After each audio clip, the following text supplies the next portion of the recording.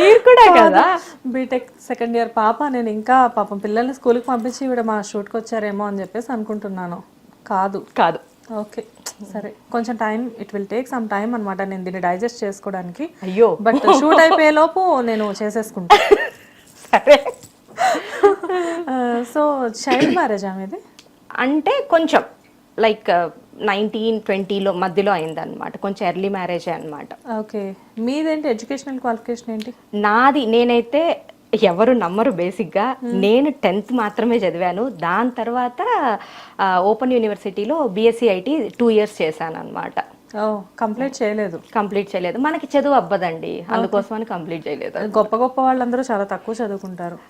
ఇంకొకటి, పవన్ కళ్యాణ్ అన్నయ్య నచ్చింది ఎందుకంటే ఆ క్వాలిఫికేషన్ కూడా అనమాట, ఇద్దరికి అదే చెప్పబోతున్నాను. గొప్ప గొప్ప వాళ్ళందరూ పెద్దగా చదువుకోరు అని చెప్పేసి అందుకే చెప్పాను నేను మీకు. అంటే చదువుకున్న వాళ్ళందరూ జాబులు చేస్తుంటే చదువుకున్న వాళ్ళందరూ ఇట్లా అవుతారు అనమాట. మేబీ ఏదైతే ఉంది, మన దేశానికి మంచి చేస్తే చాలు. నష్టం చేయకపోయినా పర్లేదు, అంటే సారీ మంచి చేయకపోయినా పర్లేదు కానీ నష్టం చేయకుండా ఉంటే చాలు. మీరందరూ గొప్ప గొప్ప వాళ్ళండి, మంచి మంచి కట్టుబాట్లు మీ అన్ని.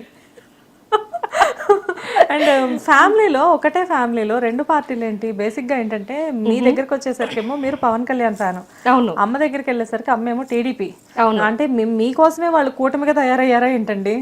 అదే, అంటే ప్రతిసారి మాకేంటంటే లైక్ ప్రజారాజ్యం ఉన్నప్పటి నుంచి కూడా అనమాట. అమ్మ యాక్చువల్ గా ప్రజారాజ్యం ఉన్నప్పుడు ప్రజారాజ్యంలో ఆమె మహిళా ప్రెసిడెంట్ కింద ఉన్నారు. సో మళ్ళీ తెలుగుదేశంలోకి షిఫ్ట్ అయ్యారు. ప్రజారాజ్యం నుంచి దానికి ముందు నుంచే ఉన్నారనమాట. తెలుగుదేశం, మన తెలుగుదేశం స్థాపించినప్పటి నుంచి మా మమ్మీ ఉన్నారనమాట పాలిటిక్స్ లో.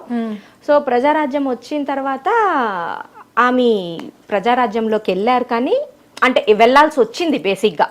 వెళ్ళారు, మళ్ళీ ప్రజారాజ్యం ఆ ఎపిసోడ్ అయిపోయిన తర్వాత అమ్మ మళ్ళీ టీడీపీలోకే వచ్చేసేసారనమాట. సో ప్రతిసారి మాకు పాలిటిక్స్ గురించి వచ్చినప్పుడు ఇంట్లో మా అమ్మ తెలుగుదేశం గురించి మాట్లాడతారు, మా అన్న తెలుగుదేశం గురించి, మా నాన్న తెలుగుదేశం గురించి, నేను ఒకటే జనసేన గురించి మాట్లాడతాను అనమాట. ఈవెన్ సేమ్ అట్లనే మా అత్తయ్య గారు వాళ్ళ ఇంట్లో కూడా అంతే. మా అత్తమ్మ మా మామయ్య తెలుగుదేశం, మా మరిది గారు వాళ్ళ ఫ్యామిలీ మేము జనసేన అనమాట. సో అట్లా అనమాట. ఇంకా అదే మేబీ మీ ఫ్యామిలీని చూసే పవన్ కళ్యాణ్ గారు ఎప్పుడైనా అనుకొని ఉంటారు, మనం వీళ్ళ కోసం ఏదో ఒకటి చెయ్యాలి, సరే కూటమిగా ఏర్పడిపోదామని చెప్పేసి అనుకుంటారు. కరెక్ట్. ఫస్ట్ టైం ఈసారి మాత్రమే మా ఇంట్లో గొడవలు లేకుండా హ్యాపీగా. ఇంకొకటి ఏంటంటే అమ్మ టీడీపీ మెంబర్ గా ఉండి జనసేన కోటేసింది, నేను జనసేన మెంబర్ గా ఉండి తెలుగుదేశం కోటేశాను అనమాట.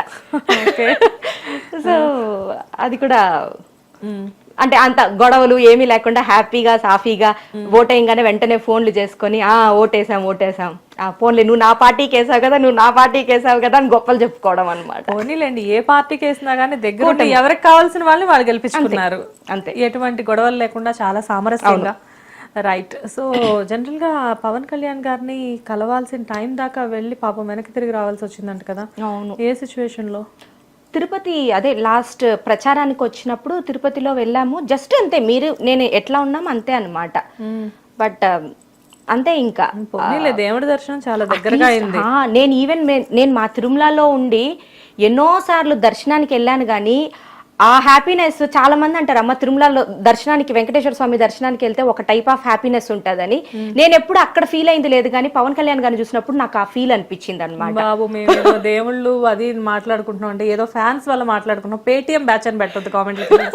అవును అవును నిజమే. బేసిక్ గా ఏంటంటే కింద కామెంట్స్ వచ్చినప్పుడు ఈ పార్టీలకు సంబంధించిన, ఇక్కడ పార్టీలకు సంబంధం లేదు, మేము కేవలం పవన్ కళ్యాణ్ ఫ్యాన్స్ మాత్రమే, అంతే కదా. అంతే.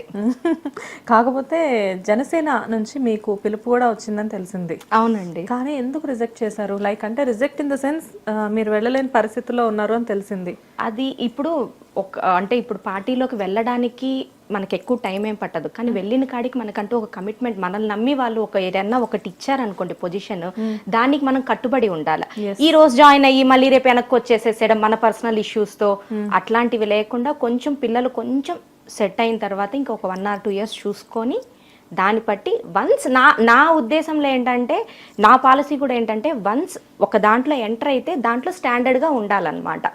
సో మళ్ళీ ఇటు అటు వెళ్ళకూడదు అనేది నా ఒపీనియన్. సో కాబట్టి కొంచెం మెల్లగా అయినా కూడా సరే డెసిషన్ చూసి తీసుకోవాలనేది నా ఒపీనియన్. కానీ అంటే మనకి ఛాన్స్ వచ్చినప్పుడు వెళ్ళడం వేరు, ఛాన్స్ కోసం ఎదురు చూసి వెళ్ళడం వేరు కదా.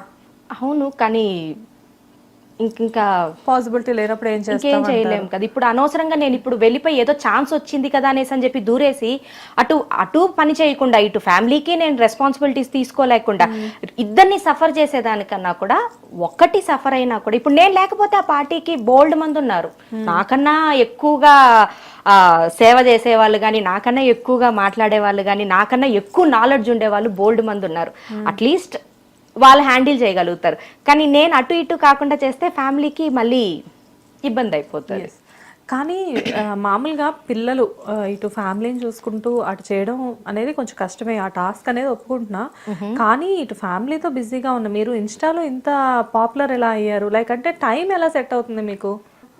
టైం అంటూ లేదండి. నేను యాక్చువల్గా అంటే ఇప్పుడు చాలా మంది ఇన్స్టాగ్రామ్లో ఏం చేస్తారంటే వీడియోస్ చేయాలంటే ప్రాపర్గా రెడీ అయ్యి ప్రాపర్గా చేస్తారనమాట. అప్పుడు వాళ్ళకి టైం కావాలి.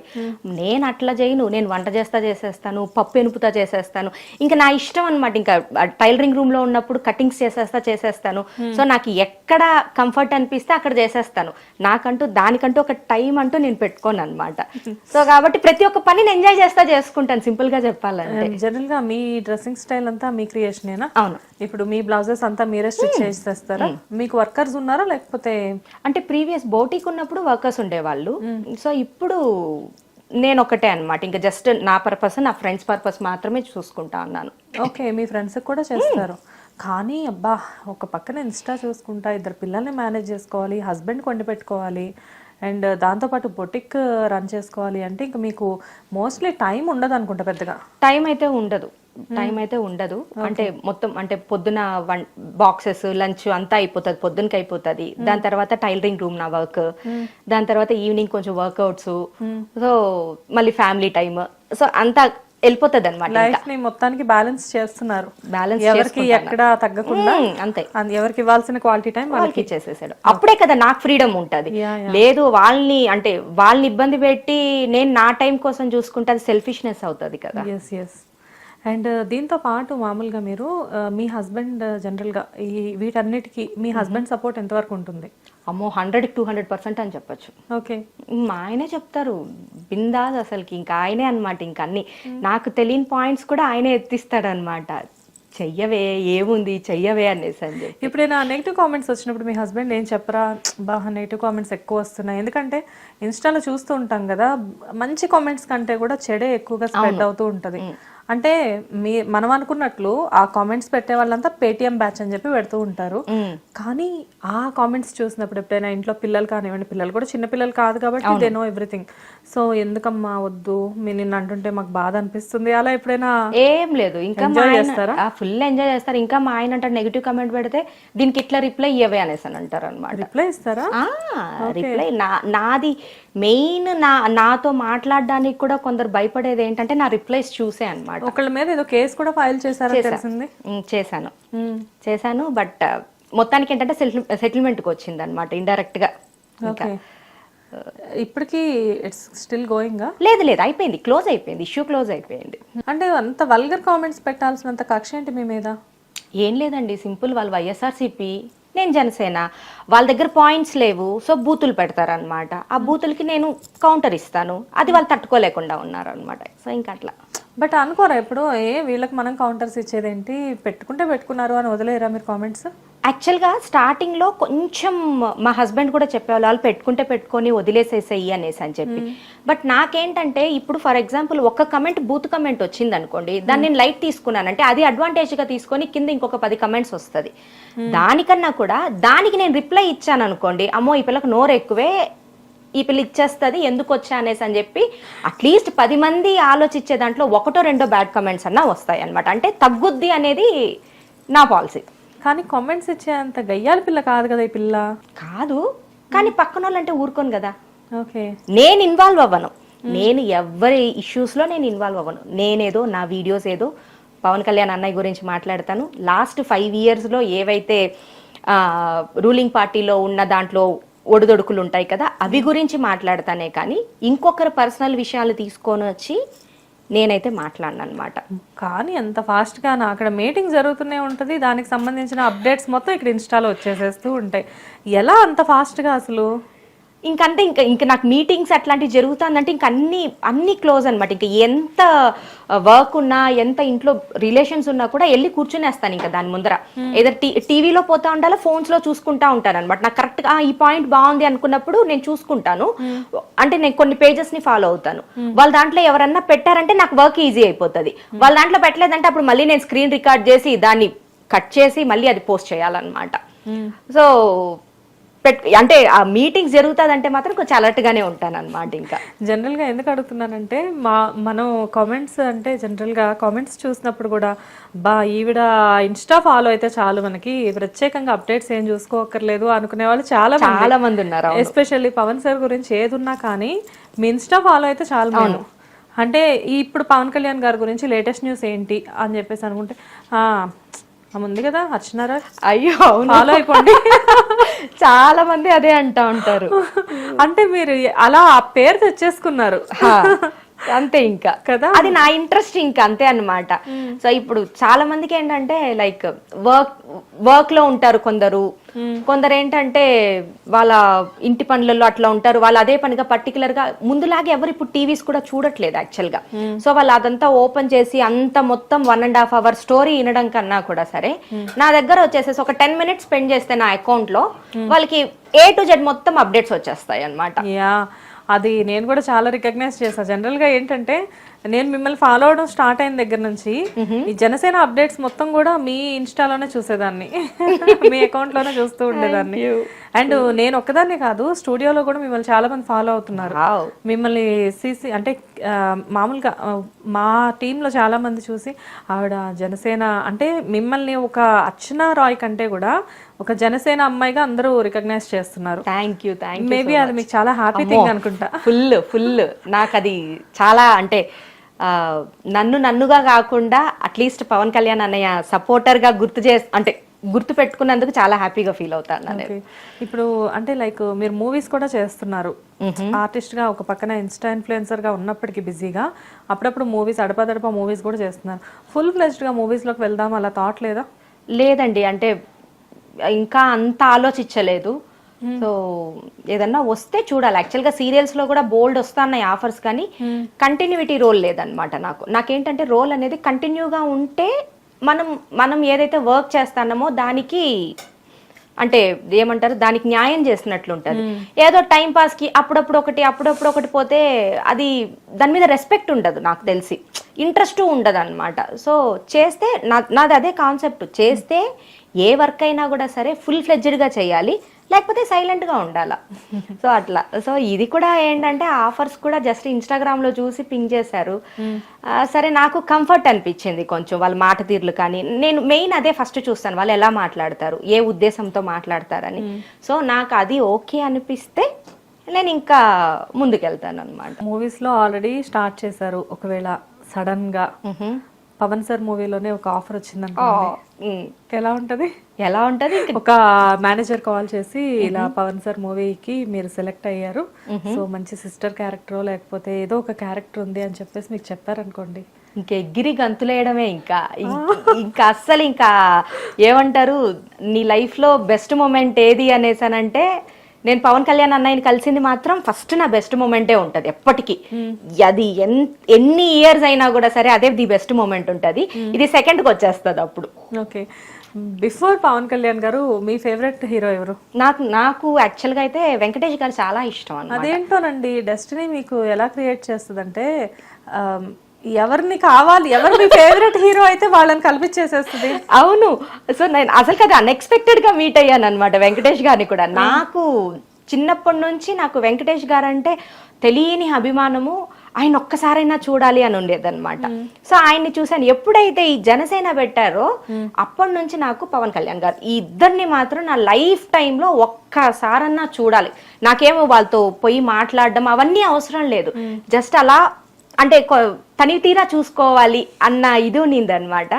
బట్ వెంకటేష్ గారు అయితే మాత్రం ఇంకా ఫుల్ ఫ్లెడ్జ్డ్ గా అనమాట. ఇంకా 1 hour ఫ్లైట్, మొత్తం సేమ్ ఫ్లైట్ లో వెళ్ళాము ఇద్దరము.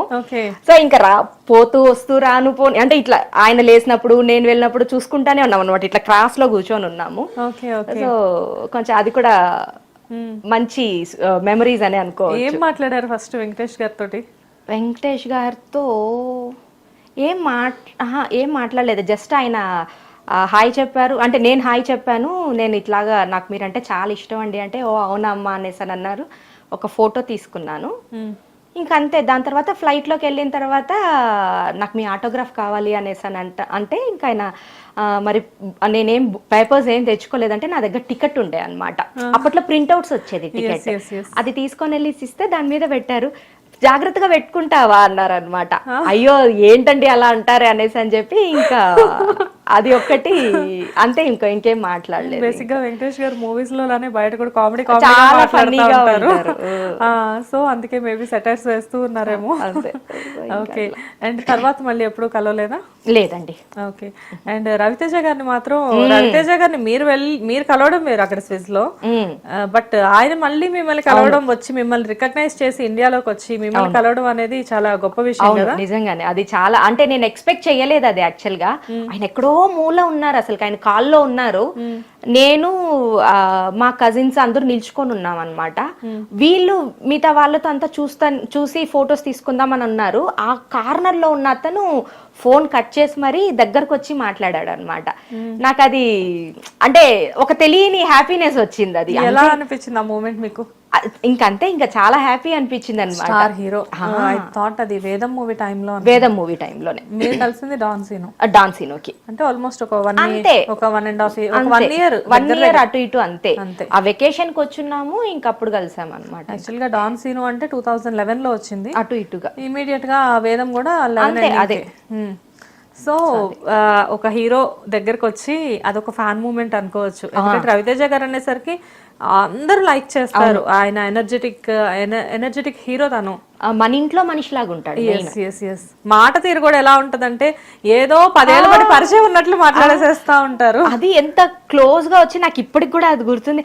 అరే అదేంటి మీరు ఇక్కడ ఉన్నారు, మీరు ఉండేది అక్కడ కదా అనేసి అని అన్నారు అనమాట. అసలు ఎంత అంటే మీలాంటి ఫ్యాన్స్ ఎంతో మంది ఆయన దగ్గరికి వెళ్ళి మాట్లాడితే ఆయన గుర్తుపెట్టుకొని వచ్చి పలకరించడం అనేది ఎంత పెద్ద విషయం కదా. అవును, అది నాకు అంటే ఇప్పుడు అక్కడ పలకరియడం అంటే అక్కడ ఇంకెవ్వరు ఉండకపోవచ్చు కాబట్టి మేబీ అంటే ఇంపార్టెన్స్ ఇచ్చారేమో అని అనుకోవచ్చు. కానీ ఇక్కడ వచ్చి ఆయన చేయాల్సిన అవసరం లేదు, బట్ స్టిల్ ఆయన చేశారంటే అది ఇంకా ఆయన గొప్పతనం అని అనుకోవచ్చు. సింప్లిసిటీ అంతే. ఎంత పెద్ద హీరోస్ అయినా కానీ మన వాళ్ళు అనుకునేసరికి వచ్చి మాట్లాడిస్తారేమో. అవును. చాలా మంది తెలియక ఏంటంటే హీరోస్ అనేసరికి ఒక యాటిట్యూడ్ ఉంటుంది అని చెప్పేసి అనుకుంటారు.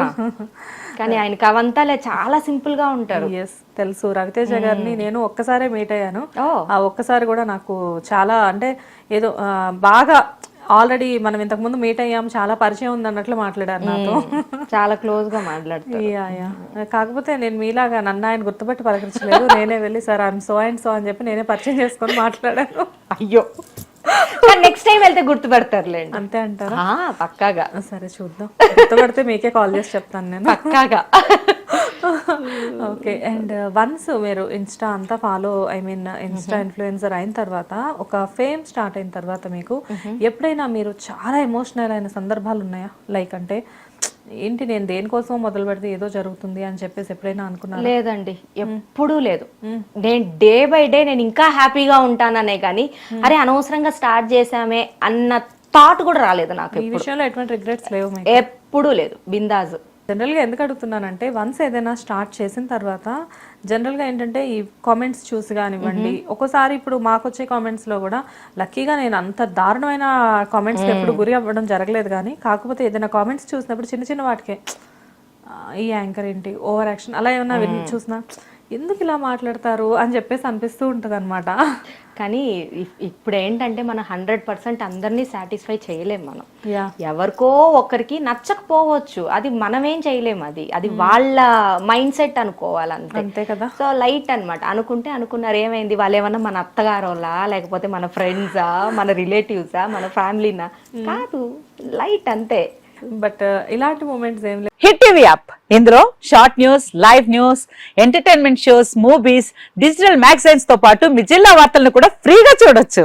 అంతేకాదు కేజీ నుంచి పీజీ వరకు విద్యార్థులకు స్కాలర్షిప్ కూడా అందిస్తున్నాం. ప్రతి వారం 10 మందికి లక్కీ డ్రా ద్వారా ఒక్కొక్కరికి 10,000 రూపాయలు అందిస్తున్నాం. ఇంకెందుకు ఆలస్యం, వెంటనే హిట్ టీవీ యాప్ ని డౌన్లోడ్ చేసుకుని ఫ్రీగా ఎంటర్టైన్మెంట్ పొందండి. Hit TV app. Hit TV app.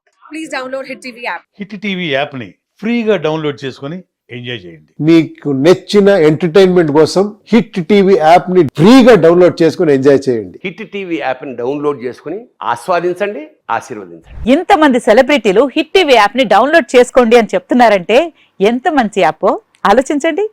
America America America అమెరికాలో చదవాలనుకునే వాళ్ళకి విశ్వసనీయమైన పేరు మన శౌర్య కన్సల్టెన్సీ.